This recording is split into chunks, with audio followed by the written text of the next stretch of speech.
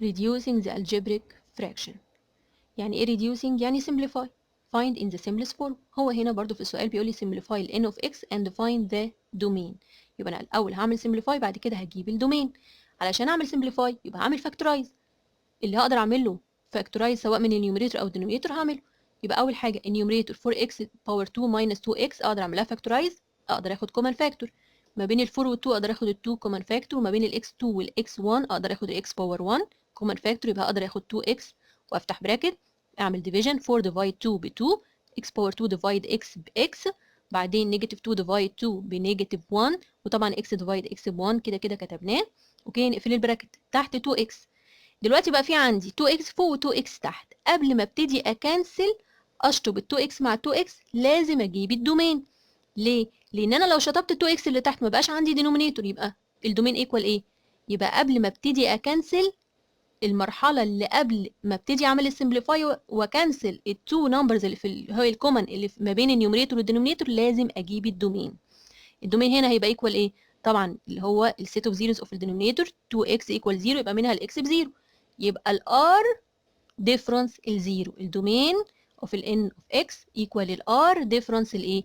الزيرو. جبنا الدومين خلاص الحمد لله. نبتدي بقى نكنسل، نشطب ال 2x مع 2x يتبقى من فوق ال 2x minus 1 اوفر طبعا 1 اللي هي كانها 2x minus 1، يبقى ال n of x equals 2x minus 1.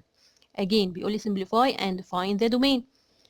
الفانكشن اللي قدامي النيوميريتور فيها x باور 3 بلس x باور 2 minus 6x، كلهم فيهم اكسات، اقدر اخد الاكس كومن فاكتور. لو خدت الاكس كومن فاكتور ابتدي اعمل ديفايد، يبقى x باور 3 ديفايد x تديني x باور 2، x باور 2 ديفايد x تديني x باور 1 minus 6 ديفايد 1 يعني تبقى minus 6، والاكس ديفايد x ب 1 طبعا. تحت في الدينومينيتور x4 minus 13x2 plus 36 مفيش كومن فاكتور خالص، اقدر اعمل فاكتورايزيشن. يبقى الاكس باور 4 هتبقى x باور 2 ملتبلاي x باور 2، يبقى بفتح تو براكتس يعني بعمل x باور 2 x باور 2. ال 36 عباره عن ايه؟ يا اما 6 باي 6 يا اما 4 باي 9. 6 باي 6 السم فيهم ب 12، انما ال 4 باي 9 السم ب 13 اللي هو الميدل تيرم، يبقى ال 36 عباره عن 4 ملتبلاي 9.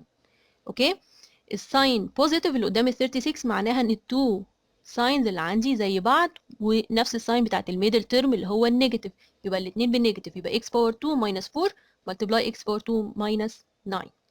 طيب اللي فوق اقدر اعمل له هو كمان فاكتورايزيشن، الاكس باور 2 بلس x ماينس 6.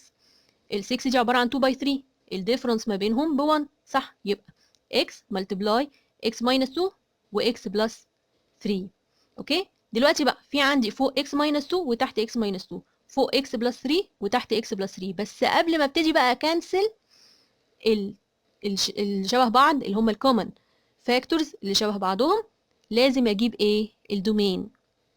قبل ما اشيل الدينومينيتور واكنسل واغير في الشكل بتاع المساله لازم اجيب الدومين.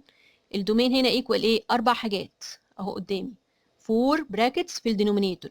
لما الاكس بماينس 2 ايكوال 0 تبقى الاكس ب 2، لما الاكس بلس 2 ايكوال 0 تبقى الاكس بنيجاتيف 2، لما الاكس ماينس 3 ايكوال 0 تبقى الاكس ايكوال 3، الاكس بلس 3 ايكوال 0 تبقى الاكس ايكوال نيجاتيف 3.